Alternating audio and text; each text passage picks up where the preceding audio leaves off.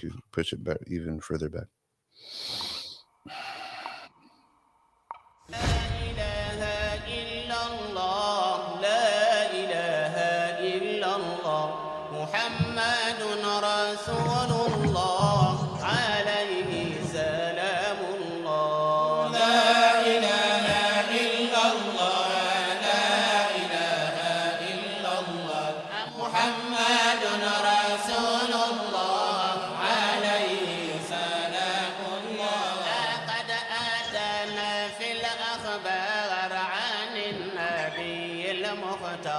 أن أفضل الأذكار لا إله إلا الله لا إله إلا الله لا إله إلا الله محمد رسول الله عليه سلام الله هي حصنك الحصين هي درعك المتين ذكر رب العالمين لا إله إلا الله لا إله إلا الله لا إله إلا الله محمد رسول الله عليه سلام الله هي شفاء الصدور هي نور فوق ذكر ربي الغفور لا إله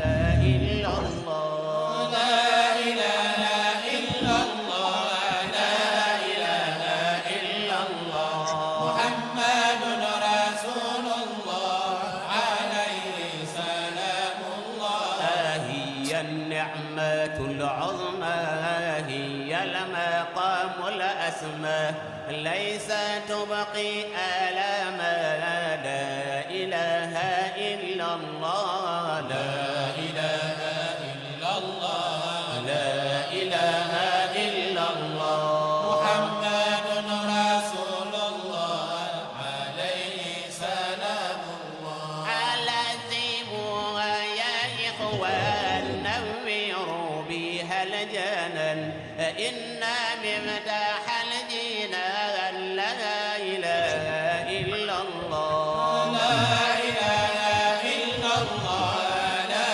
إله إلا الله محمد رسول الله عليه سلام الله خير الخلق عند الله صاحب العز والجاه خاتم لرسول الله محمد رسول الله لا إله إلا الله لا إله إلا الله محمد رسول الله عليه.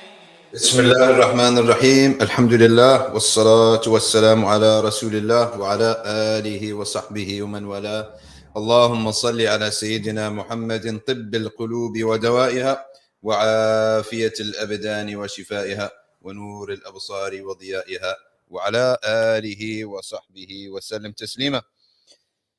We ask Allah subhanahu wa ta'ala to accept from us this coming live stream and what we're about to read in it from the biography of the great Hassan Al Basri, one of the greatest scholars that our ummah has ever seen from the tabi'een.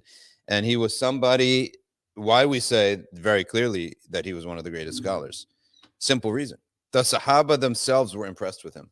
The kibar of the Sahaba, major Sahaba, were all impressed with the Hassan Al Basri. Amongst them, Sayyidah Aisha, when Hassan Al Basri grew up and was a speaker and was speaking to the people, Sayyidah Aisha herself said, "Man hadha alladhi yatakallamu bikalam as-siddiqin?" Who is this person who speaks with the words of the Siddiqeen? All right, Siddiq is like the highest level of piety and wilaya and knowledge. Okay, Anas ibn Malik said about Al-Hassan al-Basri, he said, when people started asking him questions and he became older, he said, go to Hassan, for he remembers everything. He's young and remembers, and we've gotten old and we've forgotten. Okay.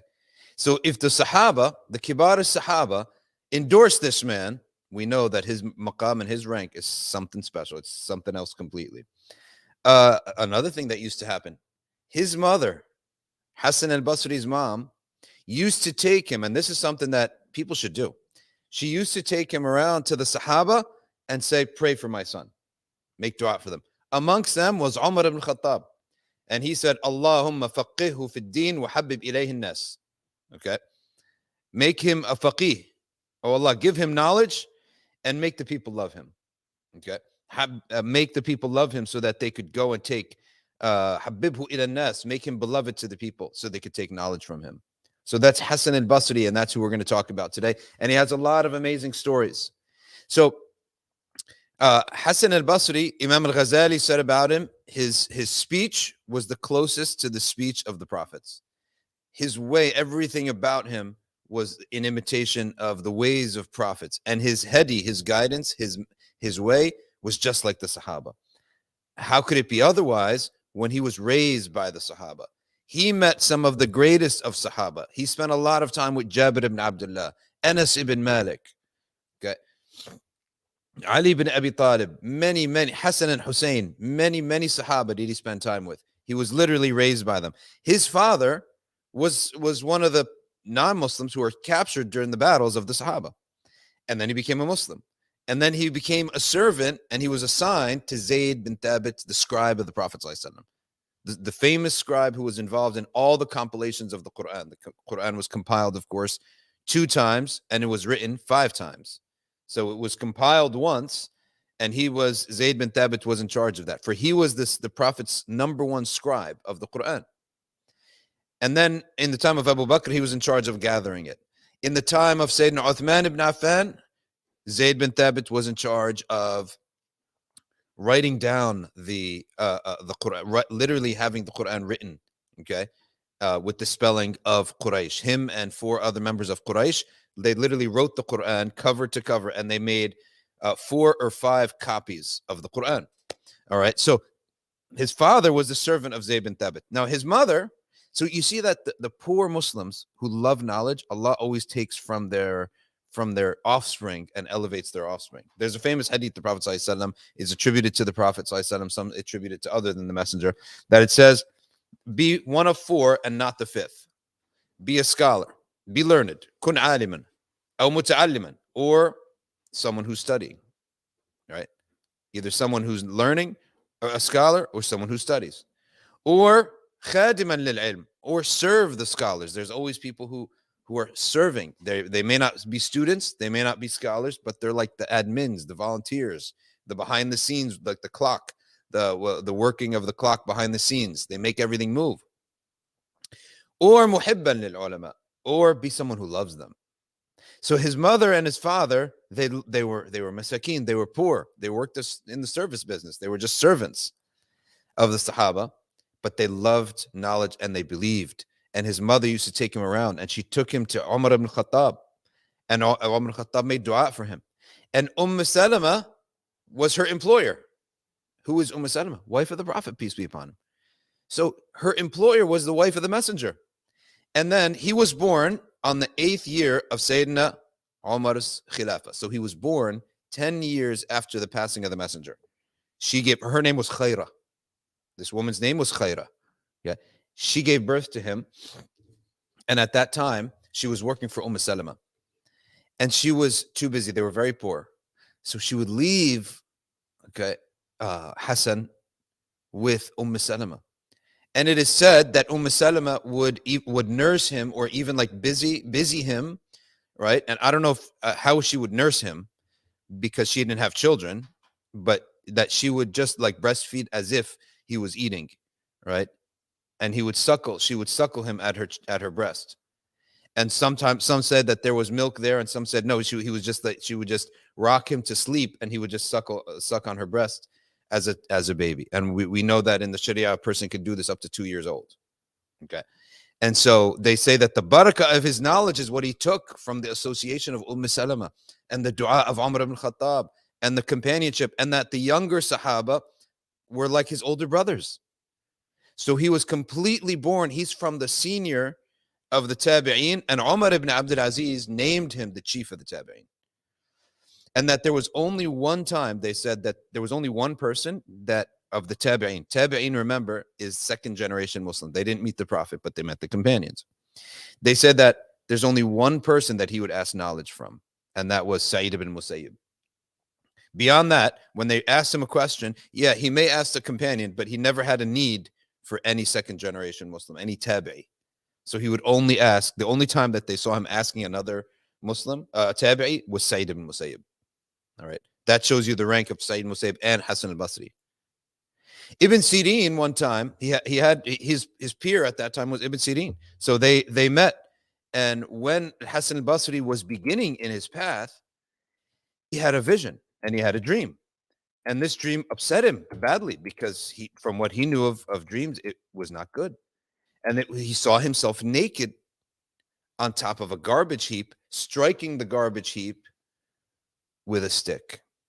He was upset because clothes is mentioned as libasu taqwa, is a symbol of taqwa in a dream. It's a symbol of protection of your aura. Aura is your nakedness, is like symbolic of your bad deeds. It covers your flaws, and it's taqwa. And the clothes at the time of the Prophet ﷺ was interpreted as deen, strong deen. Like Omar said, Sayyidina Omar said, I had a dream of myself dragging my thobe. Okay. And he was concerned because we know that we're not supposed to drag our thobe. And the Prophet ﷺ said, Omar, that is deen. Okay. Deen. So to be naked, he was really upset. Okay. And so he sent somebody, and he was embarrassed to go to Ibn Sirin. The people said, Ibn Sirin is the best dream interpreter. He said, okay, you go to Ibn Sirin and tell him that you had the dream. Okay. Now, that always doesn't get you the best result, because sometimes dream interpretation is based on the person who saw it and their circumstances. So that one came in, and Ibn Sirin sort of brushed it aside. He said, what did he say? He said, he brushed it aside. He said, okay, we have to go ourselves. So he went. Okay. Then when he put two and two together, that I brushed away the dream, then Hasan al Basri, he said, oh, this dream is for Hasan al Basri. And he said, this is your dream. And the garbage heap is the dunya. And the clothes in this dream does not mean taqwa and deen, it means dunya. So you are free from the dunya, and you are on top of the dunya, meaning that you're in domination of your desire for dunya. The desire for dunya has no grip. So you're being on top of the garbage heap means that you're in domination of your desire for dunya, and you're striking it is wisdom that you give to people about zuhud, right? Wisdom that you give to people about going without the dunya. And from the sayings of Hasan al Basri is the happiest you can be is when you disrespect the dunya, which doesn't mean like you throw money or something like that. It means that you don't allow this dunya to control you, right? You don't allow it to affect your moods. Al-Hajjaj, he lived in the time, mostly it was the Umayyad dynasty, but he did live in the time of the Abbasids. When the Abbasids took over, before the Abbasids took over, the Umayyads utilized Hajjaj ibn Yusuf. They utilized Al-Hajjaj ibn Yusuf. He was from Thaqif, which is the Ta'if. He was originally from Ta'if, which is a city above Mecca. And he was one of those, he was just ruthless. He was a ruthless leader that nobody could ever talk to. So when he took over the area, Iraq, he built a palace for himself. And then when the palace was done, he gathered the whole city, and he wanted the people to see his might. And the people were just walking around the palace looking how amazing this palace was. Hasan al Basri saw this, and he said, this is something that we must speak at this time. So he went and he got up on something, and he started giving people a speech about the zuhd in the dunya and the worthlessness of this world. Stop being so impressed with these palaces. Then Hajjaj ibn Yusuf, he saw this, and he lost it. He lost it. And he said, none of you answered him. None of you stopped him. They said, it's Hasan al Basri. At this time, he was a senior, right? Hasan al Basri, what are we going to say to him? Okay. Who's going to talk to Hasan al Basri? So he said, you're all cowards. I'm going to feed you his blood. I'm going to force feed you his blood right now. So he sat in his diwan. The diwan is like the sitting area of the king. And He said, bring me this man. So they brought him. They brought him and they say, be careful. He is fuming. And he said, and get the swordsman ready because we're going to slice his neck. So they brought him and they brought, okay, they saw him just whispering dhikr, dua the whole time. Nobody could see what he was saying, but his head was down and he was just making dua the entire time. Okay. He says, subhanallah. And there is the worker of Hajjaj's guards were all around him with the swords. Okay. As soon as they saw him, as soon as he entered, Hajjaj ibn Yusuf got up. They saw Hajjaj's face was completely bright with happiness. And he moved and he says, come sit right next to me. Come sit right next to me. Everyone would go shocked. And he honored him and he welcomed him. Okay. And then he says, وجاء الحسن شامخا. He says here, يحتاج إلى علم وفقه. And he starts saying, أجلسه على مجلسه. He sat him down. وسط دهشه وعارمه والحاضرين. ثم بدأ يوجه إليه الأسئلة فيما يحير ويحتاج إلى علم وفقه. He started putting forth all the questions that he had in terms of his ruling, because he had questions related to, what should we do about this, that, and the other. ثم بدأ يوجه إليه الأسئلة والحسن يجيبه. And now Hassan is answering him back في كل ما يسأله من بما لديه من سعة علم وفضل. فما كان من الحجاج إلا أن قال له أنت سيد العلماء. And after this he said, you are the chief of all the scholars here. ثم قام خطيب له ليحلى. Then he brought his secretary of the treasury, and he said, go get the best tib that we have, which is like the incense. And he brought it and he packed it up and he gave it to Hasan al Basri as a gift. And then he walked him to the door. فلما خرج الحسن وجد الحاجب خلفه ينادي عليه قائلا. He's then the main man, like the prime minister, you could say, or the minister or the chief guard of al-Hajjaj. He said, after they were walking out, he said, what did you say? He called you here to do something else. And I saw you whispering something, okay? And by Allah, the swords were ready to cut your neck. So what were you saying? So Hassan Al Basri he laughed. He says, لَقَدْ قُلْتْ يَا وَلِيِّ نِعْمَتِي يَا مَلَاذِي عِنْدَ كُرْبَتِي اجعل نقمته بردا وسلاما علي كما جعلت النار بردا وسلاما على إبراهيم. He said, oh, protector of my blessing, which is like my life, and my protector at every trial and tribulation, make his anger, Hajjaj's anger, cool and peaceful in the same way that you made the fire of Ibrahim cool and peaceful. So you see, even the highest level of the governments at that time, they were seeing these karamat with their own two eyes. That's why they had taqwa. I mean, you can't at that point go against that. You can't basically deny the truth of dhikr, truth and the power of deen when you see it right in front of your face like that. And so that was from the height of Hassan al Basri, that he was one of the only people that was able to stand up to Hajjaj bin Yusuf. Hajjaj ibn Yusuf killed so many people ruthlessly.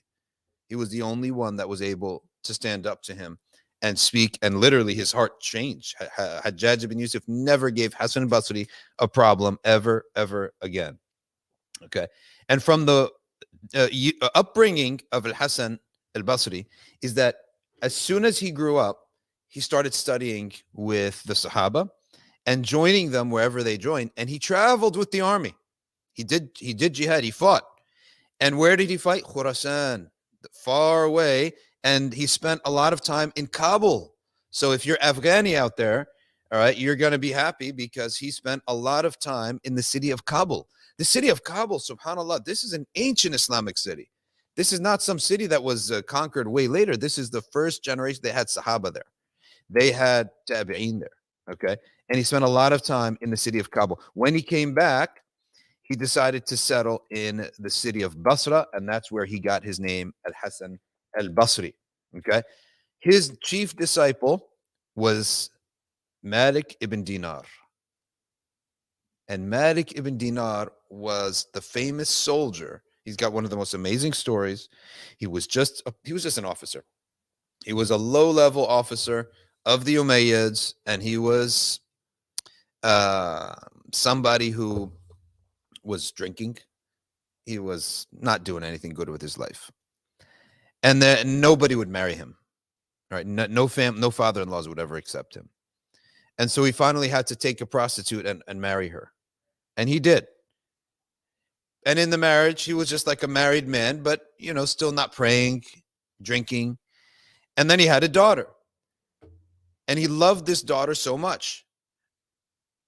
Then she died at a young age, about 5, 6, 7 years old, like when she could talk, and she died. He said, I became so angry that day that I decided I'm going to get more drunk than I've ever gotten before. And he got so drunk that night that he was in a stupor and he knocked out. There he had a dream of the Qiyamah, that he was resurrected and that a beast the size, the body of a bear, but the size of a wolf. The shape of a wolf, but the size of a bear.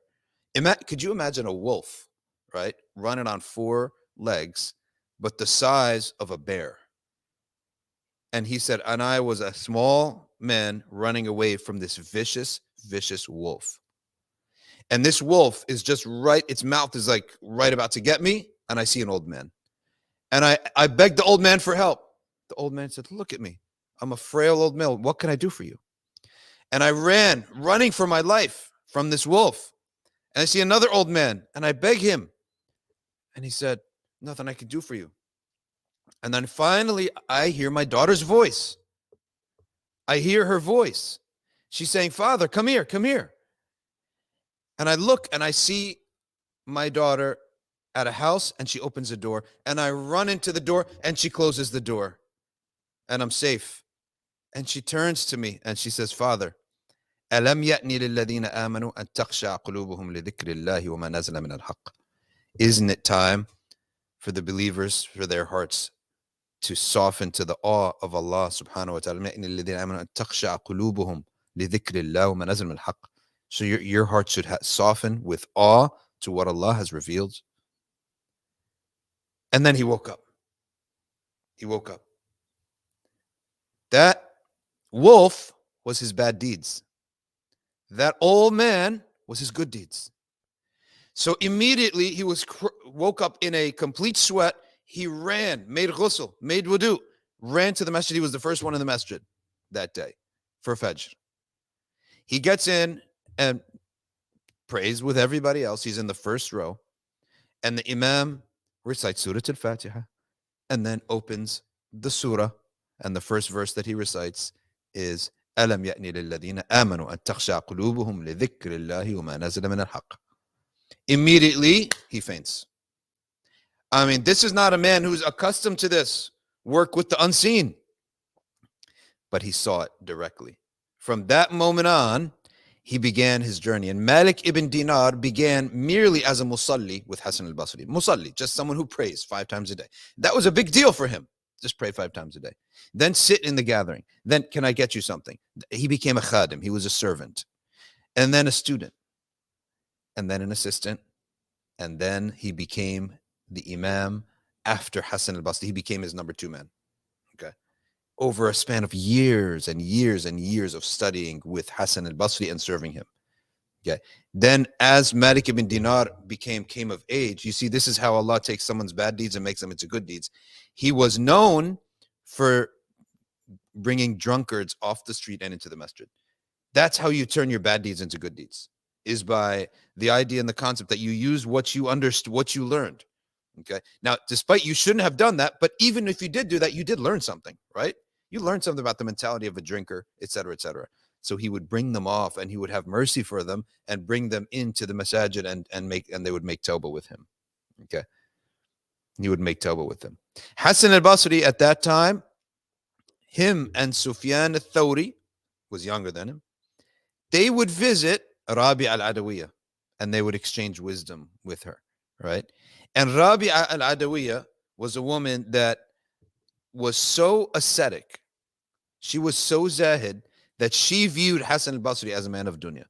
And he said that Sufyan and Hasan al Basri would leave weeping. They would leave their house weeping, and her house, or the visit with her, weeping, saying, "We're people of dunya, we're people of dunya."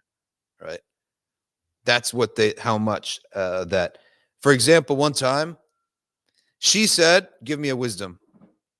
Yeah, say something wise. He said, "Whoever knocks on the door of Allah Ta'ala, it will eventually it will open. Whoever keeps man lazama qar' al-bab futiha lah." Whoever persists on knocking on the door of Allah, it will be open to. Meaning in dua, in tawbah, whatever it is that you're seeking. Her answer to him was, "And since when is it closed?" Right? So she would always be one step ahead of them in zuhud. That's Rabia al-Adawiyya. And then Hasan al Basri, he has a lot of wisdoms. Umar ibn Abdul Aziz, the great Umar ibn Abdul Aziz, was the Khalifa, and he would ask him for advice. And I don't know if he was Khalifa at the time. Hasan Basri was alive. I think that's after. But during his life, he would ask him for advice. And he gave him a great piece of advice.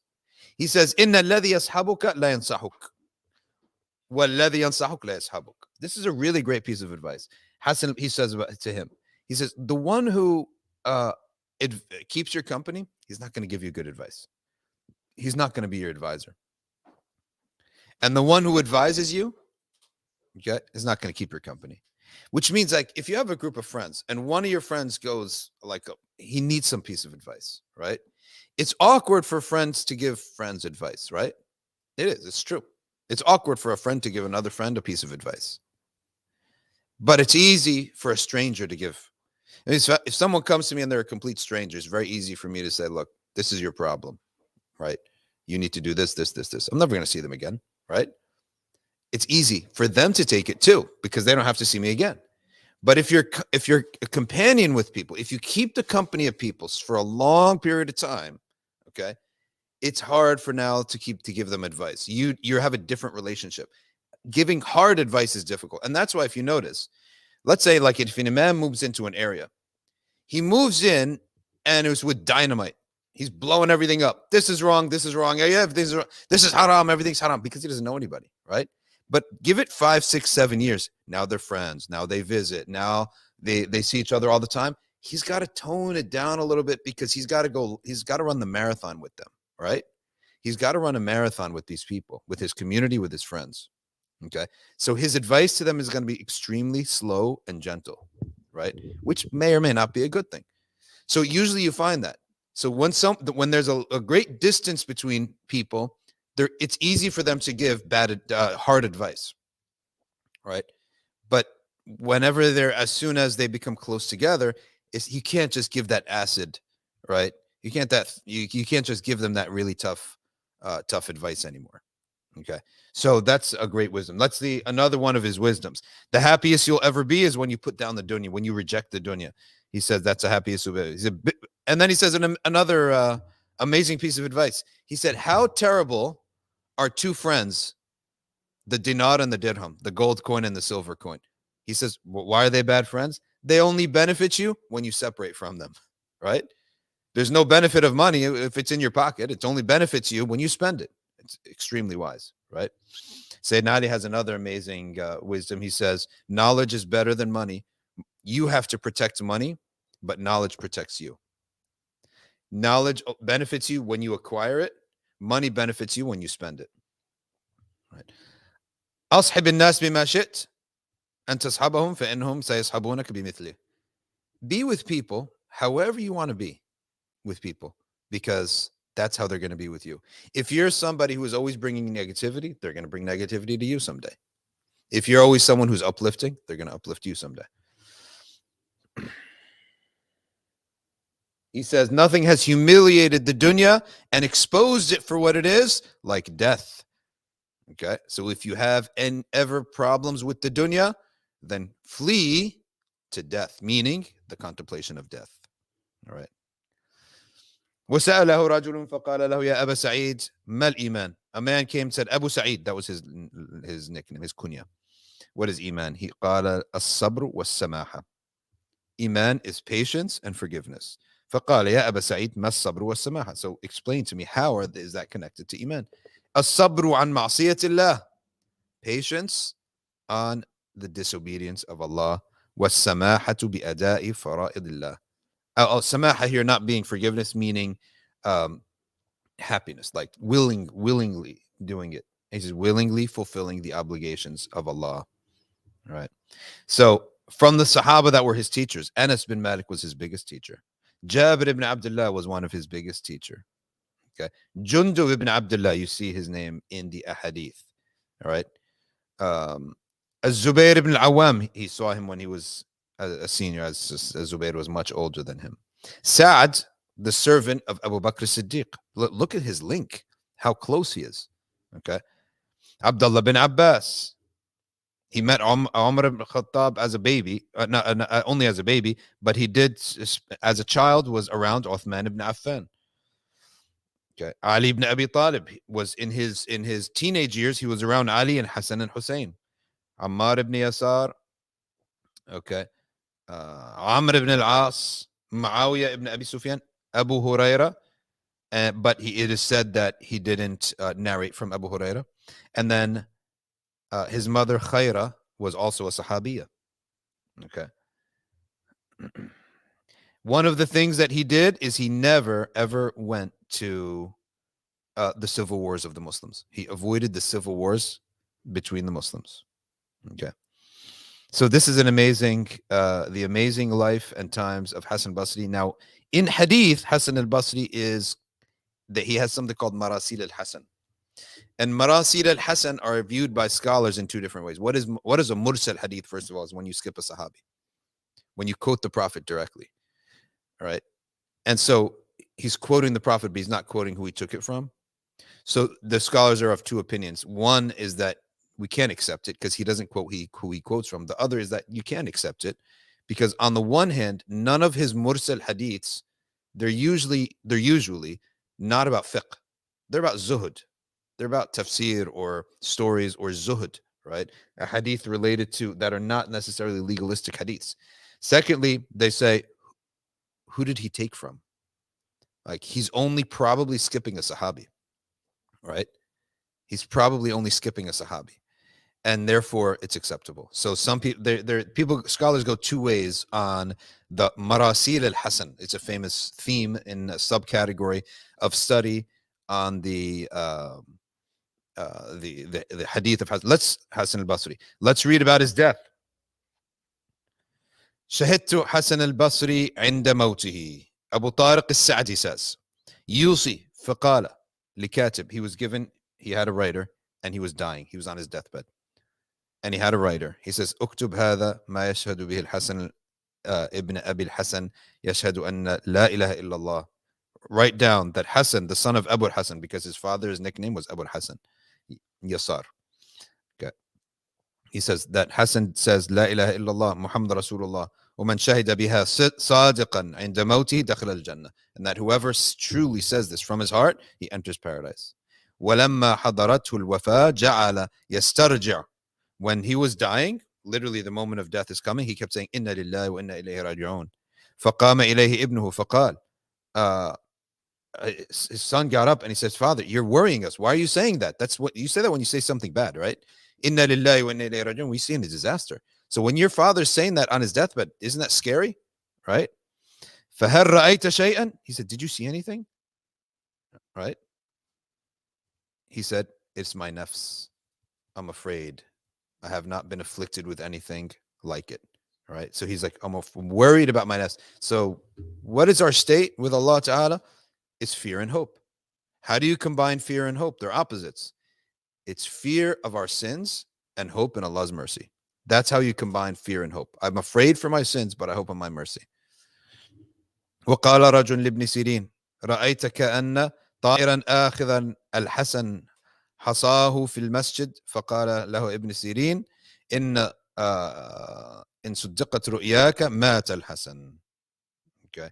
I saw a bird آخذا الحسن, taking al-Hasan from the mosque. A bird taking Hassan from the mosque. He said, if it's true, then he died. All right. فَلَمْ يَلْبَثْ إِلَّا قَلِيلًا حَتَّى مَاتَ. And very shortly after that, he died. Okay. ومات الحسن ليلة الجمعة. He died the night of Friday, meaning between Thursday and Friday, as we are today, which is inshallah going to be the ليلة النصف من شعبان. وغسله أيوب وحميد وأخرج حين انصرف الناس وازدحموا عليه. And so his janaza was after Jum'ah, and then which is always the best janaza because it's packed. All right. Okay, وكان مماته, and people, the entire city was at the graveyard during Asr, to the point that the Jama'ah prayer was not established in the Basra mosque. The main mosque of Basra, the Jama'ah prayer was not established there because the entire city was at the graveyard burying Hassan Al Basri. Okay. And he died Ashra wa Mi'ah, the year 110. وعمره 89 سنة. He was 89 years old, and some say 96.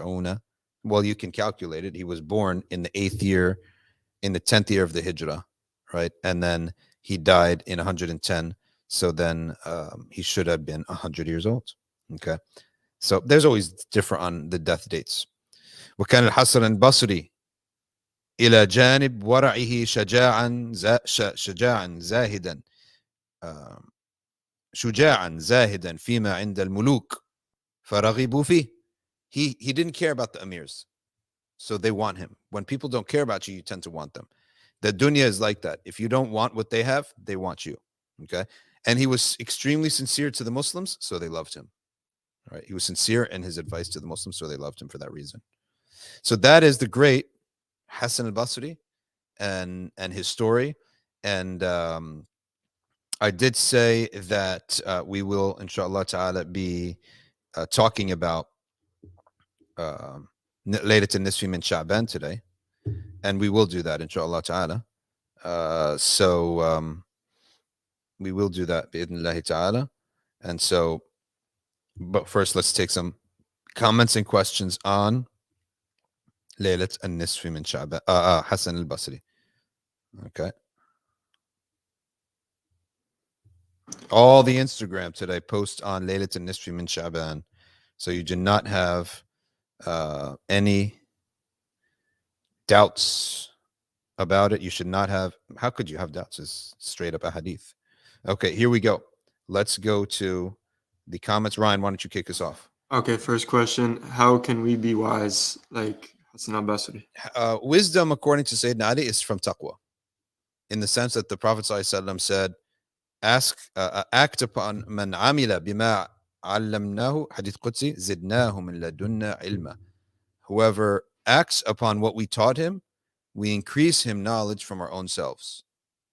Right? Man amila bima allamnahu zidnahu min ladunna ilma. Whoever acts upon what he does know, okay, we increase him we give him from us knowledge. Min ladunna ilma means that is wisdom. That's not book knowledge. You're going to learn something from your action upon knowledge. Something is going to come to your knowledge that is not something that's textual. And that's the concept and the idea of al-hikmah, wisdom. It's by acting upon knowledge. Allah Ta'ala gives you something that's special from himself. Okay. Next. By the way, if you wrote something on Instagram, I can't see it because it sort of logged me out. So please write it again and I'll see it now. If you wrote anything previously on Instagram. Yeah. Can a wali be from Ahlul bida? Can a person who is an innovator be a wali of Allah subhanahu wa ta'ala? Well, the answer to that is, when we say Ahlul bid'ah, people of bid'ah, we're talking about bid'ah in actions and ibadah, or bid'ah in aqidah. The answer, bid'ah in aqidah, like a sect, then no. No. Because knowledge is one of the conditions and following the sunnah is one of the conditions. If we're talking about bid'ah of action, then we split that up. Is it agreed upon bid'ah? Then no. A bid'ah in worship that's agreed upon, but if it's a bid'ah in worship that is disagreed upon, like there are many things, and like in Shafi'i fiqh, that's a bid'ah. In the Maliki madhab, that's a difference of opinion, right?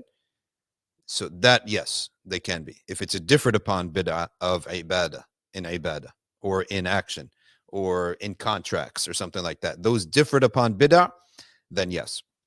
I'll give you two examples. Doing qiyam al-layl in a jama'ah, and any night, let's say, let's get together, do a i'tikaf and a salat qiyam al-layl. That's a bid'ah in the Maliki madhab. You can't do a qiyam al-layl when the Prophet, anytime the Prophet did it. But the Shafi'i madhab says it's fine. So it's khilaf. It's a difference of opinion. I'll give you an example in interactions, right? If there is there's something called as-sadaq al-mu'akhar, the delayed dowry. That means if you divorce me, you have to pay this the rest of the dowry. Okay? That's a bid'ah in the Maliki madhab. It's maybe permissible in the other madhahib. So there is differed upon bid'ah in actions and in contracts and interactions. In ibadah, and that is fine. Wali could be have those. Okay. Next. Environment plays a vital role, like we saw with Hasan Al Basri. But however, what if you can't have a beneficial environment? What are you supposed to do? What if you can't have a beneficial environment? I don't like the way that question is phrased, right? The question is phrased, it locks you into a situation that's negative. Who said you can't? The future. You don't know the future. So you have to always constantly hope for a better environment, make dua for a better environment, and take every possible action for a better environment. And that's what you do in the meantime while you're in a bad environment. I mean, let's say hypothetically, you get stopped at the airport and get thrown in a room, right? And they throw you in this room and you're there for like days and days and days. And you're just sitting there with terrible people who are, just you don't want to be there. Okay. Or you're a young person and you're off to your cousin's wedding, and it's just all lahu and lahu and lahu and lahu. You have to fight that with your heart. Allah's testing you. You don't come to the conclusion, I'm stuck, right? That type of built-in conclusion, you built, it's sort of quietly built into the question or to the premise, then you're going to lose because you built it in. But you say, this is temporary. And in the meantime, I'm going to seek out something better, right? And you're always going to imagine yourself in a better situation. Because when you do that, you are having belief that Allah can create that. You wouldn't imagine something if you didn't believe Allah can create it, right? So you sort of just picture yourself being with the salihin, with the good, and finding a way out. And Allah He will bring you a way out because of your iman. Okay? Because of your iman and your belief that you'll have a way out, then that's where the ijabah to da'wah comes from. Ibn Umar has a clip where he says that biha tahsul al-ijabah, by your persistence upon something, and bit-ta'ammul, you're constantly thinking about it, biha tahsul al-ijabah. So if you want something and Allah to answer your dua, constantly visualize and imagine that. So that's what he says in this little clip, which I listen to like almost every day. Bit-ta'ammul, by contemplating it, thinking about it, tasawwur, imagine it in your mind, okay, with and insist upon it. By that, Allah answers your prayer because you're showing iman at that time. You're showing faith. You're showing belief, right? Rather than showing that this is it, I'm done, there's no way out, blah, blah, blah. No. Next question, Ryan. How can one abstain from the dunya when you cannot recognize the dunya? How can you abstain from the dunya when you can't recognize the dunya? Well, if you can't recognize the dunya, then, because what is dunya? Anything that distracts you from Allah. So you're not going to look at, is this mic dunya? Is this cup dunya? Is this iPad dunya? No, you're going to say to yourself, what is haram, and avoid it? And what is distracting me from Allah? And that's a second level of avoidance. If something's distracting you too much from Allah, then it's bad. Okay. A little bit of lahu is acceptable, right? A little bit of lahu is like unwinding yourself. A little bit is fine. But if it's rusting up your heart, then it's too much. Then that's what we call a dunya. Quick question. How is the drunk man's dream considered a true dream from Allah when he was in a state of sin and wasn't praying? Fasiq can get a true dream as a warning. What he won't get until he's a salih is al-ru'ya al-bishara. So dreams are of different, the true dreams are of two categories, or I should say three categories. True dreams are of three categories. One is a bishara. Good news. This wonderful thing that you want is going to happen to you in the future. That's the bishara. لهم البشرى في الحياة الدنيا. The Prophet ﷺ said, الرؤية الصالحة للرجل الصالح. A beautiful, true dream, giving him glad tidings of the future for a good man. Then the second one is nidara, a warning. Warning can come from anybody. Fir'aun got a warning, right? And here, Malik ibn Dinar, he got the warning that this is your state right now. So that dream was not good news. So the good news is only the good news type of dream is that which comes to the righteous person. Non-righteous person, you get a warning. And then the third one is the vision of the immediate future. That means you see a dream and then you wake up and it happens right there. And that could come also to anybody. Okay, I am Malik says, can you put in writing the dua that Hasan al Basri said to Al-Hajjaj?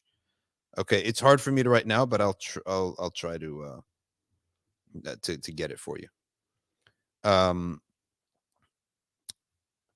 Brian, what you got? How can one develop a regular routine of muhasaba? How can you develop a regular routine of muhasaba? Is you can develop this by every night before you sleep, when you put your head on the pillow, you imagine that it's death, that this is it, your last day. And that's actually the nighttime is the best time to visualize in your mind, this is my last night, right? And the Sahaba, they had different routines. Some Sahabas, many of the Sahabas said, right before we sleep, we take account of ourselves. Right? And so that's why it's one of the, because your mind is quieting down, everything's quieting down. As you put your head on the pillow, you imagine that. Okay. Is there a good book in English on the wisdom of Hassan Al Basri? Not that I know of. Is there a dua to recite to avoid getting attached to the dunya? Yes. La ilaha illallah. Dhikr of la ilaha illallah cuts between us and the dunya. Okay. What is the difference between mubiqat and major sin and kabair? Mubiqat are 7 specific sins. And the tawbah is what's different. It requires hajj or life-altering repentance. Whereas the major sins require you to simply think about the sin and intentionally make tawbah from it. A regular tawbah, but you're intentionally making tawbah from that sin. All right. Next question is by Granddaddy. He says, it was a specific dua. He said, Allah Jalla Jalaluhu, cool the anger of Hajjaj like you cooled the fire of Ibrahim. Yes, I'll get it for you though. But that's basically essentially what it was. Okay. Nuruddin Abdus Salam or whatever says, Nura Ad-Dassalus, she says,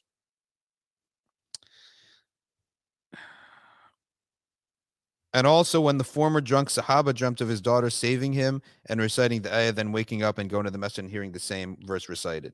That was Malik ibn Dinar. Yeah, I don't know about this, that being a Sahabi. Why is the night celebrated? It's not a night of celebration, it's a night of dua. No, we're not slaughtering animals and eating here. Celebration is slaughtering and eating and sharing food and singing songs. We're not doing that. What we're doing is dua. Qada al-hawa'ij, needs and desires and forgiveness. We all need serious forgiveness, because if you want your dua to be answered in the future, don't you need to be forgiven first? Right? You have to respect that. So it's a night of ibadah and dua. Cozy Chloe says, how do we study about Hassan Al Basri? There's not a lot in English, to be honest with you. Sohaib Awan, I'm just going to combine it now because he mentioned Saviors of Islamic Spirit. Is that like the best book? Okay, Saviors of Islamic Spirit. Yeah, if it's still in print, it does have one. Yeah, that's true. And Yamama says, how do you prevent nightmares after making wudu, reading Ayatul Kursi, 3 calls, and you still have salawat on the Prophet? That no problem. It just simply means that your what is bothering you still outweighs your remembrance. So your dhikr needs to just become stronger, meaning longer. Can you recite salawat in sujood? Yes, you can. It's not the common practice in sujood, but you can. Dua is the common practice. Okay. Alhamdulillah. Alhamdulillah. All right, Ryan, what you got? I guess following up, I'm just wondering, like, what if the salawat is infused with the dua, like we talk about? Yeah, salawats can be infused with dua, no problem at all. So in sujood, it's cool? Yes, that's fine. There's nothing wrong with it. I mean, salawat in a sense is a dua. All right, so you want the dua of of Hassan Al Basri, what he said.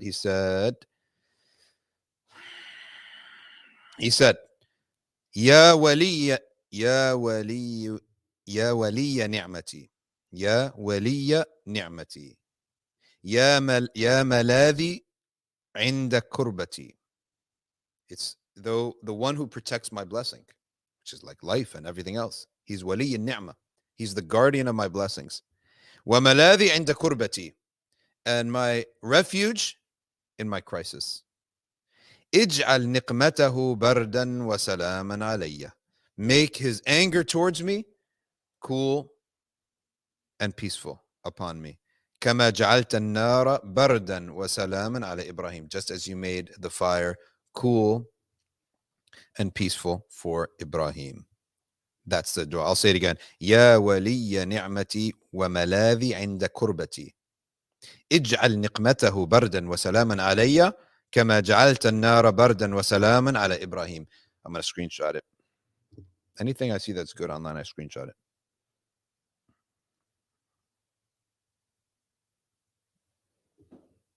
Fahd?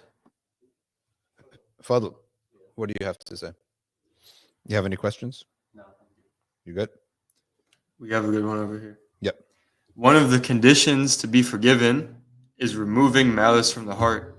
Can you please elaborate more specifically on what really that malice means in practicality? Question, what is malice and how do you remove it from your heart? Because that's one of the conditions of Nisf Shaban. For our prayers to be answered, which is tonight, make sure. Now, if you're in England, it's already like 7:30, right? This is your time, all the way till Fajr, or you sleep a little bit, make sure you get up for Tahajjud. The answer to that is malice is a feeling that you have in your heart. You just remove it from your heart. And you ask Allah to remove it from your heart. We can't sometimes control our hearts. But we ask Allah by making dua for the person. It's very hard to pray for a person and think about their good qualities. And also, I'll tell you the best way to get malice out of your heart. Think about the problems that this person's going through, right? And our relationship with a person sometimes, it may be in a certain sector of life, okay, like the masjid, let's say, or a school or a workplace, right? And you don't know about the other sector of life where they're actually miserable. So it may soften your heart towards a person a little bit and realize they're so upset in that sector of life that they're sort of taking it out on another sector of life. That means like, and I remember a situation where a person was bothering another person, like incessantly bothering another person at work. And then somebody says, and they hated this person, but somebody said something so wise. They said, listen, man, calm it down with this person because their domestic life is miserable. They have like in-laws in their house that they need to serve day and night because like they're sick and they're in need. Like they're doing it willingly, but it's a miserable existence. Like you come from work, you do more work, right? And then you have the responsibility of your kids, right? And so you can sympathize with a person from that angle. Yes, they may be the devil to you, but they're also a victim in another setting. Sometimes that's we're brainwashing ourselves here. We're sort of rewiring how we think about people, all with the intent of cleaning out your heart. These are all methods. They're thinking methods. And it will unlock sympathy. You'll get a wave of sympathy for that person. Now, every time you think about them, think about only how they're suffering, right?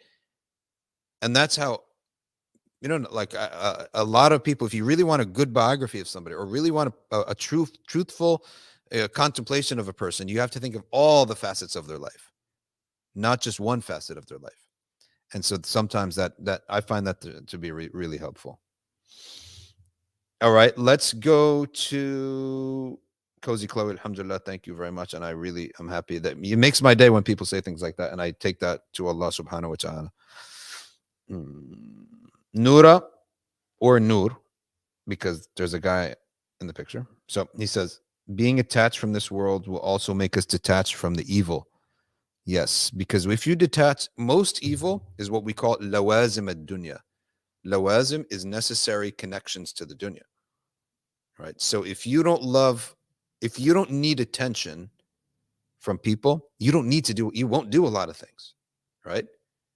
But if you crave attention from people, you will do a lot of things and eventually fall into the haram. So craving people's attention is one of the greatest things of dunya. And isn't this whole world like now just trying to get attention to get famous? Like Plano, Texas, and the rapper from Plano, Texas. Do you guys all hear about this guy? Don't even waste your time. He's like a doctor or a nurse or something like that. He comes in scrubs. Sometimes he comes in a suit, and he goes to town halls where he knows that they're recorded, because all the town meetings of the of townships are always recorded, right? So he knows that he's getting an audience and a camera, and he goes and he makes his point by rapping it. It's almost so bad, right, that it's catchy, right? You never see something like that's so bad it gets your attention, right? It's like you have a lot of courage, actually. Like you have some guts to be publicly that bad. You actually should be praised for having the courage and the guts to be that bad in public. And so this guy finally, he's been doing it for a while, and finally he got the attention he wanted, because he came up with this little rap about putting a bullet in Putin's brain. So anyway, someone asked again, Adisman said, why is it celebrated in Turkey and Pakistan but not in the Gulf? I don't know why. They don't believe in Nisf Shaban, because it's, I don't know. I can't speak for the Gulf why they don't do that. We have a question over here, right, related to that one. Yeah. So how are we supposed to deal with, friends, companions who don't believe in the benefits of this blessed night and are trying to take other people away? If people they don't believe in Laylat Nisf min Shaban, it's not up for them to believe it or not. This hadith are right there, right in front of our face, right? It's not up to them to believe in it or not, right? But what they may say that's correct is that there's no specific action on it.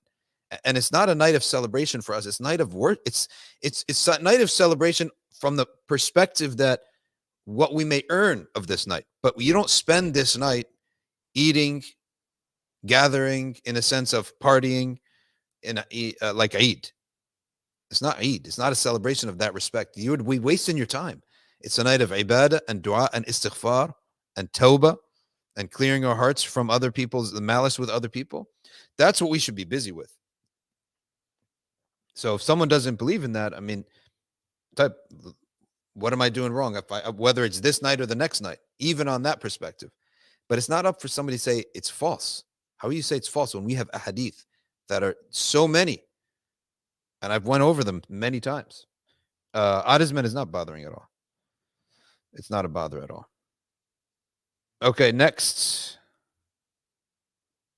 Is there a specific dua or some awrad to recite to stop caring about other people's opinions? Is there a way to stop caring about other people? Yes, la ilaha illallah. And recitation of Quran will put a barrier between you and the opinions of people. You won't care about them at all. A follow-up I have, do we want to completely not care about people's opinions always? Or is there a use in caring about people's opinions? Good point. There is a way in which you should care about people's opinion and a reason. And there is a way in which you shouldn't care about their opinions. Now, how do you not care about the opinions? Like, we don't care if we get blamed for doing the right thing. All right. That's the only time where you don't care about people's opinions. You should care about people's opinions if they're telling you that the way in which you express yourself is not good. Because we also don't go force feed people the truth, right? If you were to take the nicest chocolate and you were to jam it in someone's mouth and they spit it out and push you away, and then you go home saying, I gave people sadaqah and they rejected it, all right? No, you didn't do it in the right way. So there is an element to care about people's opinion on the manners by which you act. Do you want to get results or not, right? You want to get results. So you have to actually get a little bit of a feedback on the way in which you do things. So that's one thing where you should care. What's another way that you should care?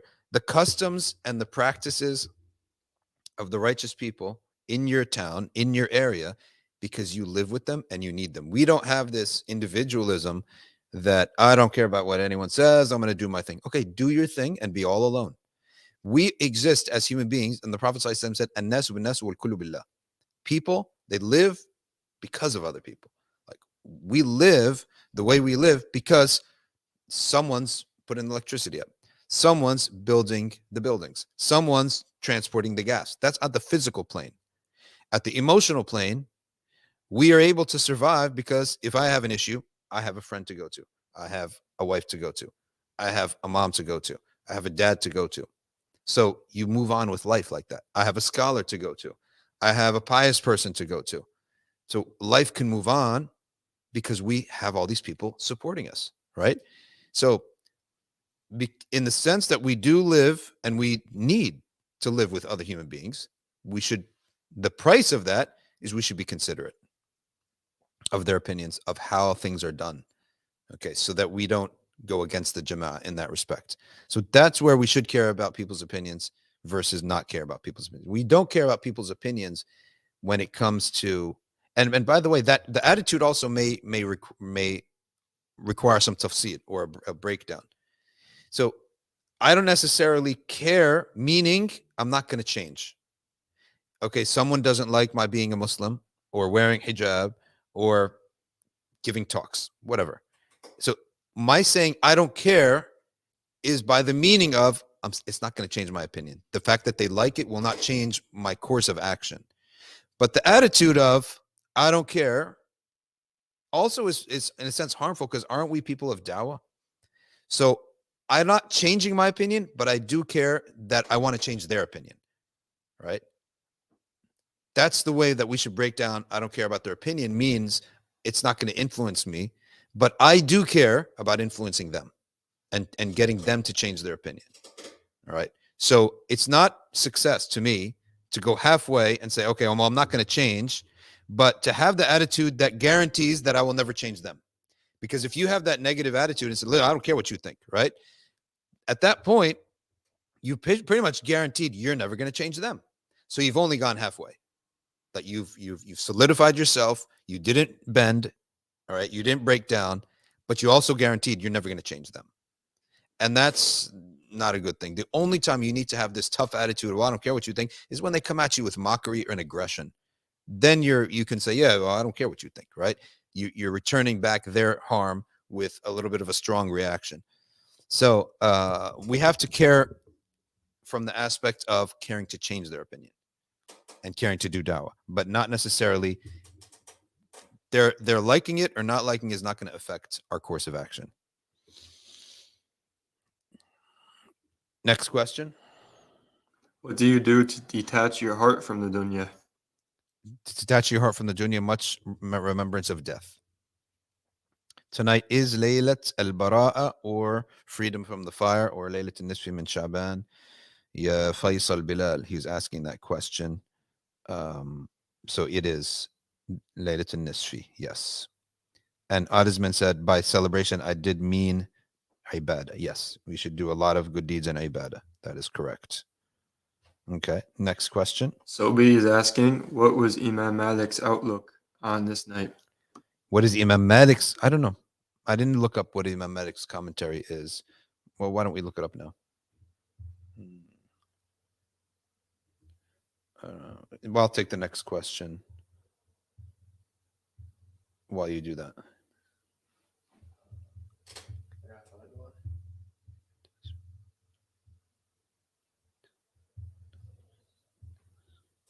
Someone asked about if the hadith regarding Nisf Shaban are da'if. They're mixed, some daif and some stronger than that.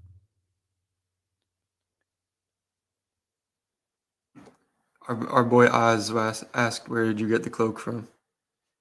Our Oz? Yeah. Bro, we're raiding the store today. The store, we got cloaks, we got capes, we got hats, a whole new shipment. Okay. Throw me that hat right quick. A whole new shipment of stuff. All right. And for the onliners, we're going to put them online. We got this in black, in tan, in red, like the bright, dark red. We got this amazing cloak. The onliners are like, come on, what about us? Well, in the process of putting this all on SafinaPress.com. And by the way, if you made an order on Safina Press, they're all being fulfilled now. Alhamdulillah. They're all being fulfilled. That problem was solved. It was like when you're congested. Yeah. And it just like all the Opens up. boogers. Yeah, everything comes out. Yeah. السادة المالكية في فضل إحياء ليلة النصف من شعبان. They support ذهب جمهور الفقهاء من المذاهب الأربعة okay إلى استحباب إحياء ليلة النصف من شعبان. They have all, the four madhabs have gone to give life by doing good deeds and seek Allah's forgiveness and make dua, because Allah says that He gazes upon the creation on the night of the Nisf Shaban, فَيَغْفِرُ لِعِبَادِهِ, and He forgives. This is narrated by Imam Ahmad in his Musnad. And okay, بسند صحيح, in a sound صحيح سند. قال المحققون في طبعتي blah blah blah. That's just some technical. Okay. Many ahadith. Okay. Many. رغب في قيام تلك الليلة وجاء في التاج والإكليل من كتب المالكية رغب في قيام تلك الليلة. Okay. It is highly, what does it mean that Allah is going to gaze? Isn't He always looking at us? Yes, but it means emphasis, with emphasis on this time. That means more forgiveness, more answering of dua. Okay, so there's not even a discussion.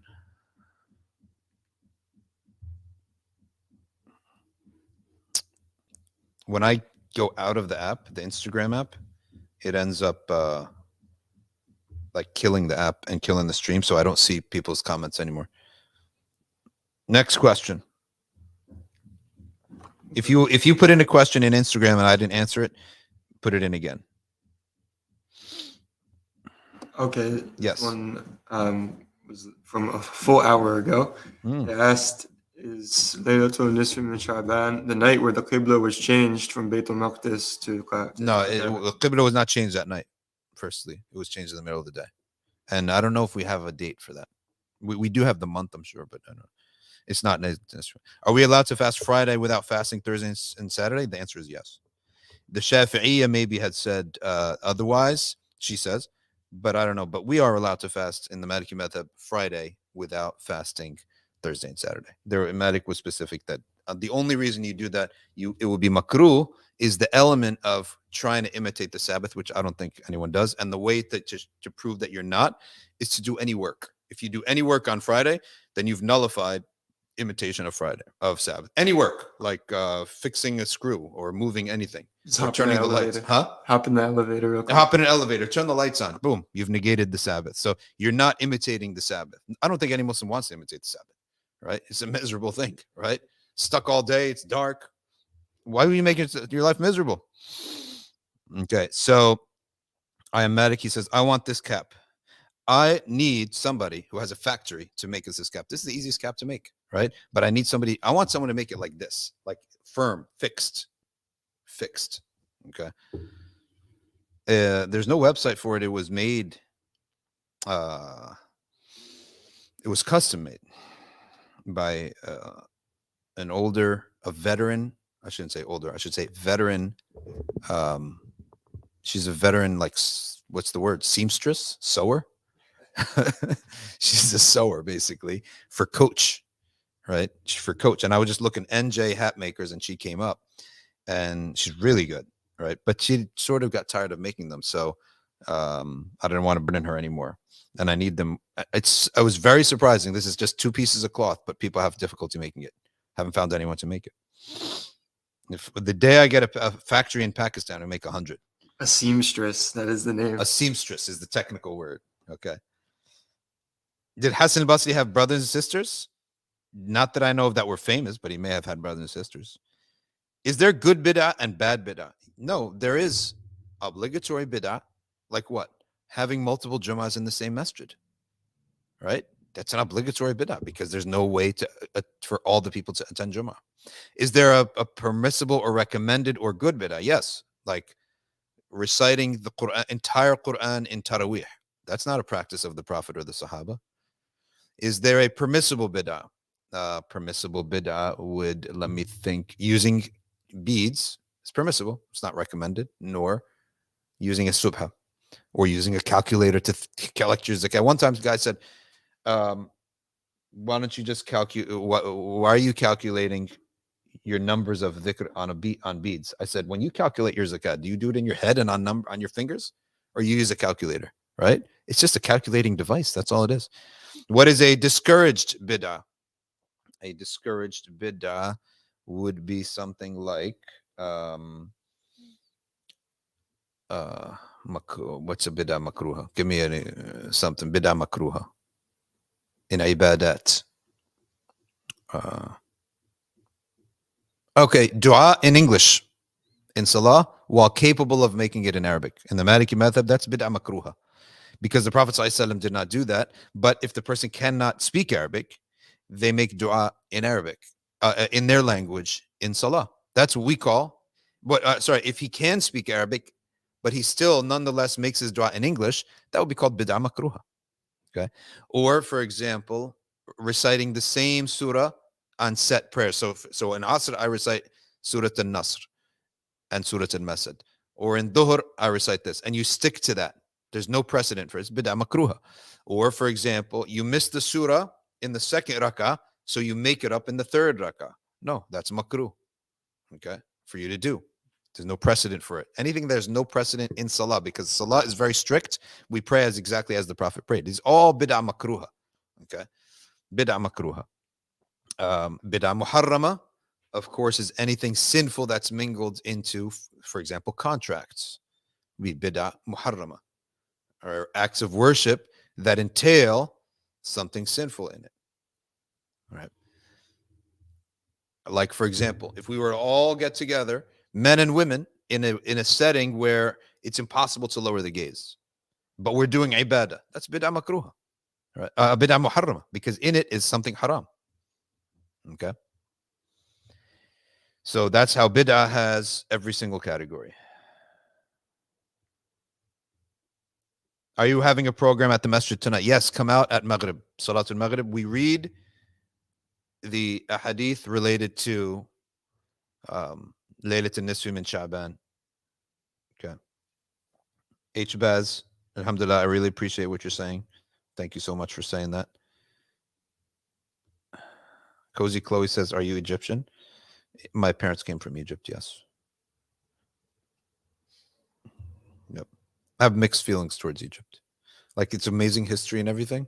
And by the way, no one's truly Egyptian. It's all immigrants, right? It's like almost all immigrants. Like for example, my mother could probably trace her lineage to another country. My father's side, they can trace their lineage to another country. But for the last 3-4, maybe 2, 3, 4 generations, it's been Egypt. So we don't know any other country as a source of ethnicity and origin. It's just Egypt, New Jersey. That's it.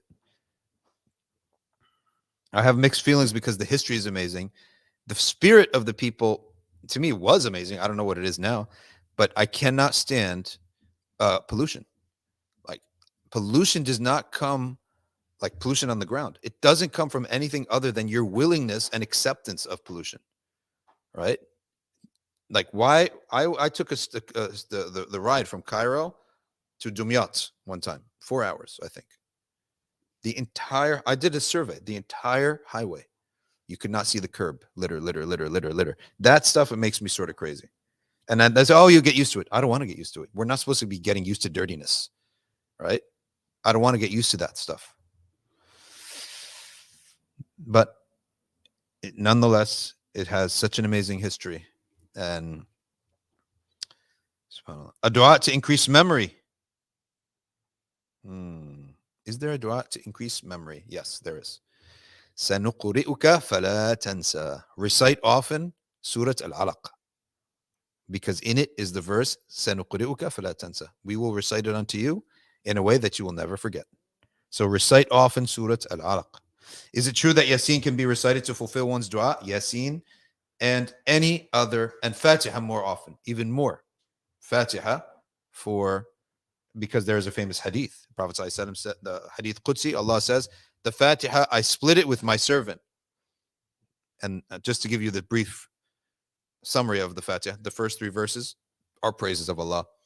The other 3 are our commitment to Allah and a dua, and Allah subhanahu wa ta'ala says about it, for my abd is whatever he wants. So that's why we recite Fatiha at the end of a dua.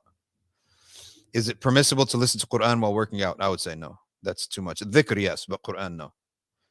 Unless it's just walking. Running, no. But walking, yeah. Because walking it's automatic. There's no effort into it, and there's nothing like sweating and all that. When we'll be coming to the UK? We gotta come to the UK eventually. Well, I gotta come to the UK, inshallah. Next time I'm coming to the UK, I'm going to London. I went to Birmingham. What's the point? They got 1 million scholars there, right? I mean, I guess we'll go visit them. Can Malikis eat dogs? Makruh. All right, one more question. Is there a book club for women? There was, unless you want to lead it. If you want to lead it, because our sister who was leading it, she wasn't able to continue. She is an English professor. But Kim, if you want to lead the book club for ArcView, send us a message and we could start it, right? Leading the book club, because that sister, she couldn't continue. Cozy Chloe says litter is gross. Unfortunately, non-Muslims are it's a shame. It's a shame that I can go to the Scandinavian countries, the European countries, and they're clean. And I'm going to come to, a Muslim country, 9 out of 10 is going to be filled with filth.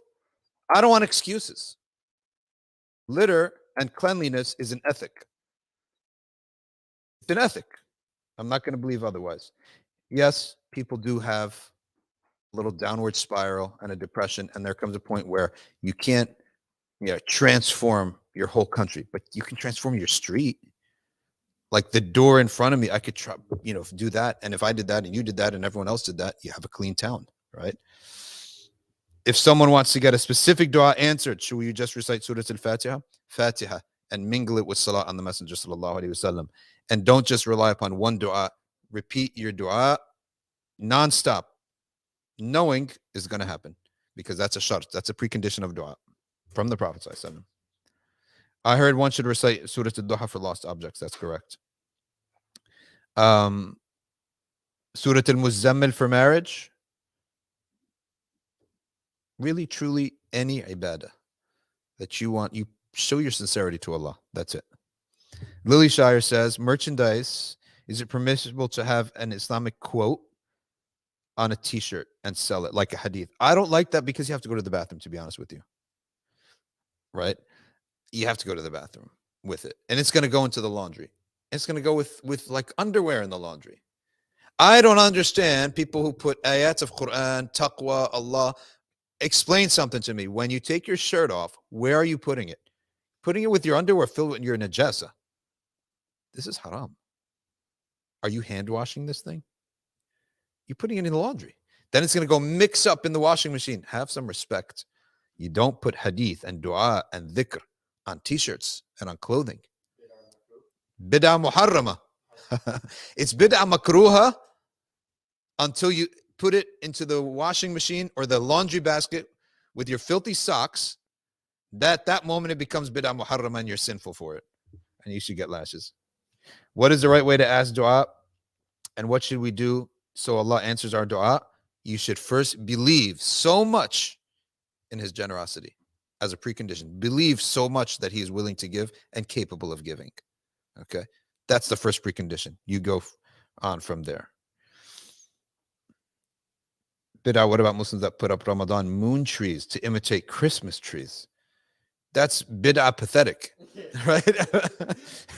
The ruling on that is you are pitiful. That's how.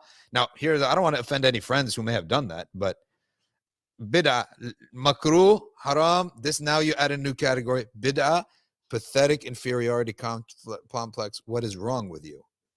To put up a tree that doesn't even exist. Because the kuffar put up a tree, you want to put up a tree. By the way, you don't only imitate kuffar, you only imitate the European kuffar. The Chinese and the Mexicans, and they have a lot of other holidays. I never saw you imitating them. You're only imitating the European because they whipped you in the wars in the last 500 years, so you love them. That's a simple fact. They whipped you. They whipped your grandfather. Their grandfathers whipped our grandfathers. That's the truth. So you love them, right? And maybe you love their white skin. A lot of people doing stuff, and I didn't see you imitating them. Only imitating the Western Europeans. All right, we have an important question here. Important question. Go ahead. Is hijab compulsory in Islam? Is hijab compulsory? The answer is yes. In Surah An-Nur, and also ijma, and also the behavior of all the sahabiyats and their daughters. Because they said that the Indian court recently gave the verdict saying that it's not necessary, it's not obligatory. Well, the Indian court has nothing to do with this.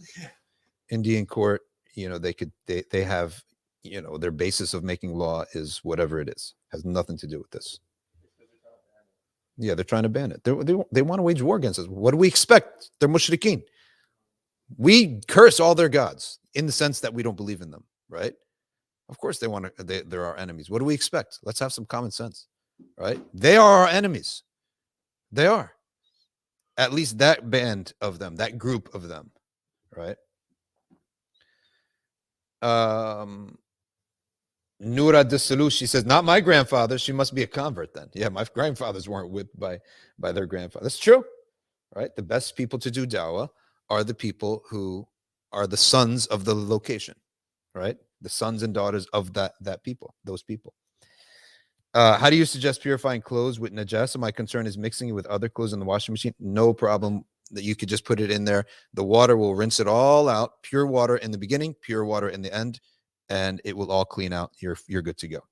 Can the Mahdi be a non-Arab? He may, Allahu Alam, he may have mixed of non-Arab and Arab, Allahu Alam, but he will be an Arab from Quraysh. But he doesn't mean that one of his mothers or forefathers or grandmothers was not outside of Arabia. Okay. All right. One more question related to today's topic. What do you got? Okay, this is an action item for everybody. What can you suggest du'as and actions for tonight? Suggested dua and action for tonight.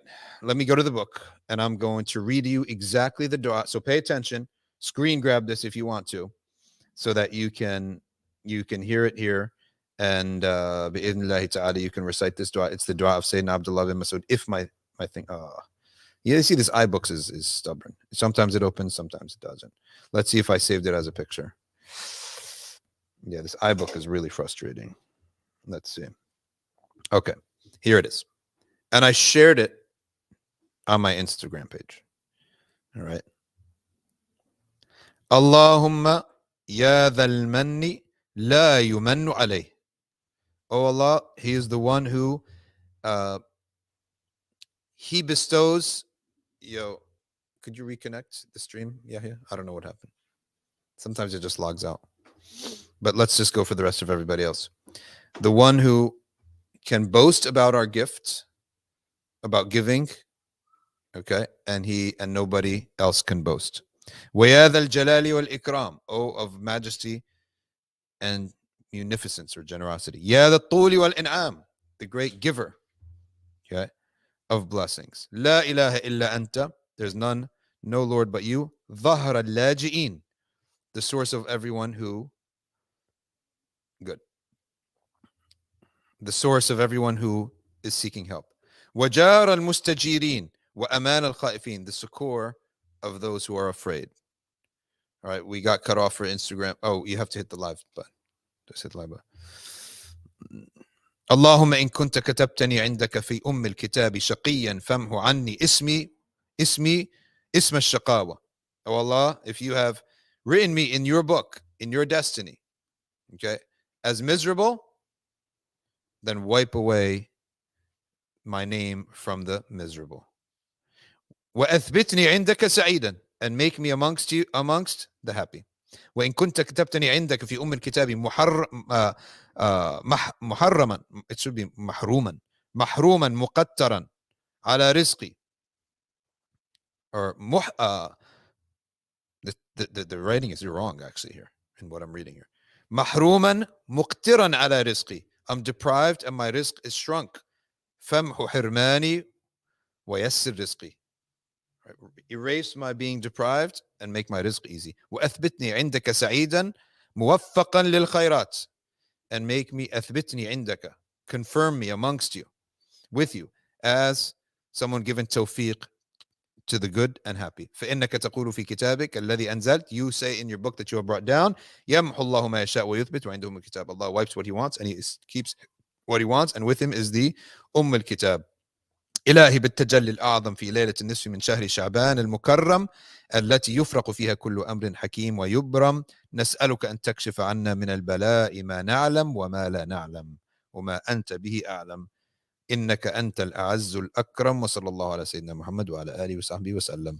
So repeat this dua, and inshallah ta'ala we will close with that, and you can go to nbic.org and you can log into tonight's program where we're going to repeat this dua again, inshallah ta'ala. Subhanakallahumma wa bihamdik, nashhadu an la ilaha illa anta, nastaghfiruka wa natubu ilayk, wal asr, innal insana lafi khusr, illa alladhina amanu wa amilus salihati wa tawasaw bil haqq wa tawasaw bis sabr. Wassalamu alaykum.